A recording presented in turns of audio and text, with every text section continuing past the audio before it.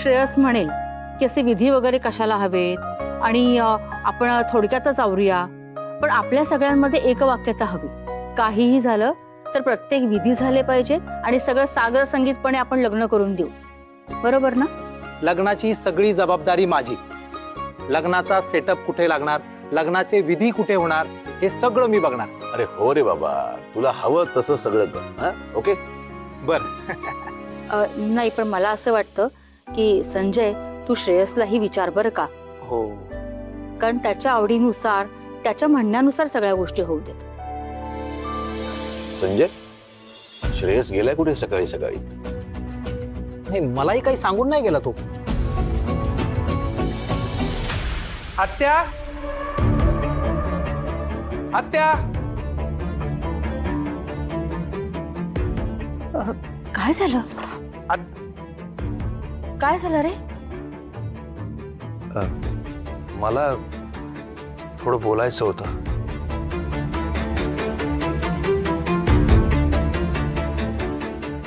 गेले काही दिवस मी तुझ्याशी खूप वाईट वागलो. म्हणजे मला बरं नसताना तू माझी कशी काळजी घेतलीस हे माझ्या लक्षात नसलं तरी आराध्याने मला त्याची जाणीव करून दिली होती. तरी मी त्याकडे दुर्लक्ष केलं.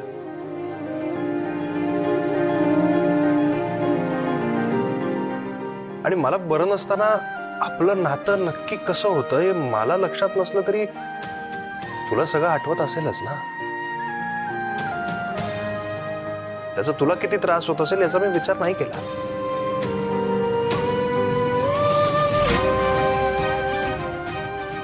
आराध्या आणि माझा संसार सुरळीत व्हावा म्हणून तू काय काय करतेस ते सगळं बघतोय मी.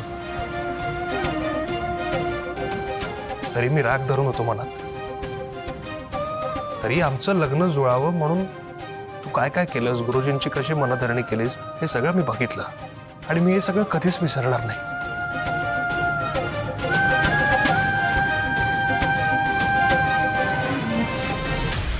तुझ्या माझ्याबद्दल ज्या भावना आहेत त्या माझ्यापर्यंत पोहोचल्या आणि म्हणूनच मला हे जाणवतंय की माझं फार चुकलंय.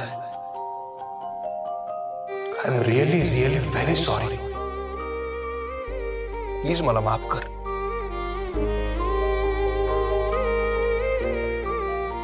नाही रे, तू नको माफी मागू माझी. मला पाप लागेल. मी आयुष्यभर तुझी माफी मागितली ना तरी माझी पाप धुतली जाणार नाहीत रे. असं काम करून ठेवलंय माझ्या नवऱ्याने.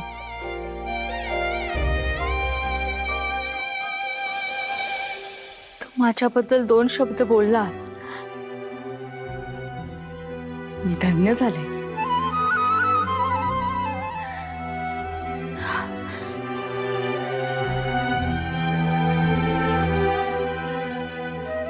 आत्या, म्हटलं होतं ना मी तुम्हाला, एक ना एक दिवस श्रेयसला तुमची भावना नक्की कळेल.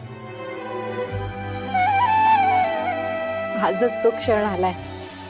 आता ना तुम्ही प्लीज परक्यासारखा विचार करू नका. श्रेयस तुमचा भाचा नाही, तुमच्या मुलासारखा हक्क आहे त्याच्यावर. त्याच्यासाठी आता तुम्हीच त्याची आई आहात ना. बरोबर बोलते ती. तुझ्या पोटच्या पोरासारखा आहे मी.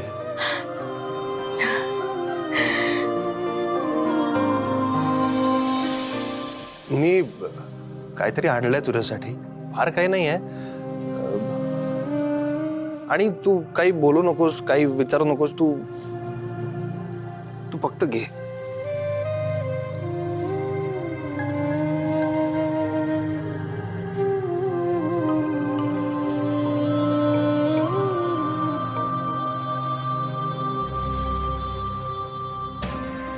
पाटल्या आहेत. म्हणजे तुझ्या पाटलांपेक्षा कमी असतील तर मला हक्काने सांगा. मुलगा आहे ना मी तुझा.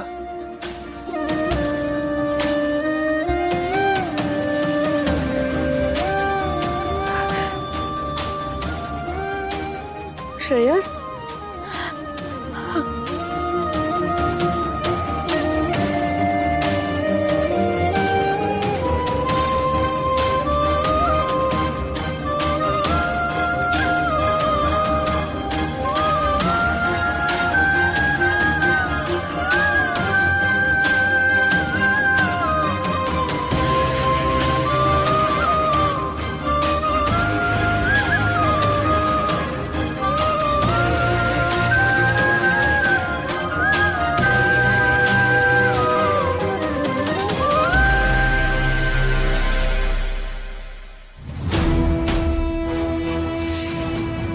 ह्या बघा माझ्या नवीन कोऱ्या पाटल्या. डोळ्यासमोर पाटल्या काय नाचवतेस? माझं डोकं आधीच फिरलंय हा. एक तर मला लॉकअप मधनं बाहेर काढायचं सोडून तू पाटल्यांवरती पैसे उधळतेस. अहो या पाटल्या मला श्रेयसने दिल्यात. आता माझ्याकडे पाटल्याही आहेत आणि पैसेही आहेत. म्हणजे अहो म्हणजे वकिलाच्या फीसाठी मी पाटल्या विकल्या नाहीत का? आणि अशा कैक पाटल्यांची मी राख करू शकते तुम्हा दोघांसाठी. श्रेयससाठी मला माझा जीव जरी द्यावा लागला तरी त्याची मला पर्वा नाही.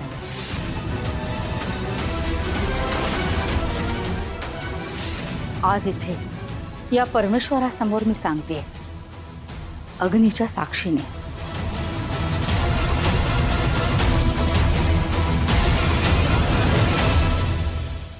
सगळं कळल्यानंतर श्रेयसने मला माफ केलं आणि त्यानेही माफी मागितली. मला आपलंसं केलं, मला मिठी मारली, मला आईचं स्थान मिळवून दिलं. माझा लेक मला परत मिळाला. आता त्याच्या लग्नात मी वरमाय म्हणून मिरवणार. वरमाई वरमाई, तू काय अक्कल विकून खाल्लीस का कपार? हा, माझा श्रेयस माझा श्रेयस माझा श्रेयस काय करताय? आणि त्याचं लग्न लावून द्यायला निघालेस तू? अहो त्याचं लग्न लावून देणं म्हणजे स्वतःच्या हाताने स्वतःचं सरपण तयार करताय तुम्ही. यात कसला आलाय आनंद? हो असं काय बोलताय तुम्ही? योग्य तेच बोलतोय. ताराने गोड बोलून तुला बरोबर आपल्या जाळ्यात फसवलंय. हे तुझं पुत्रप्रेम आहे ना, त्याचाच वापर करून ती तुझा काटा बरोबर काढणार. काय का तू विसरलीस? नाही, तुझ्या डोळ्यात ती खुपत होती म्हणून तिला घराबाहेर काढण्याचे तू 100 वेळा प्रयत्न केलेस. निघाली नाही. दरवेळीस तुला मात देऊन ती खंबीरपणे उभी राहिली. आणि तू आता याच मुलीला सरनाईकांच्या सगळ्या संस्थानाच्या सिंहासनावर बसवायला निघालीस. तू विसरली अशील पण ती नाही. तारा,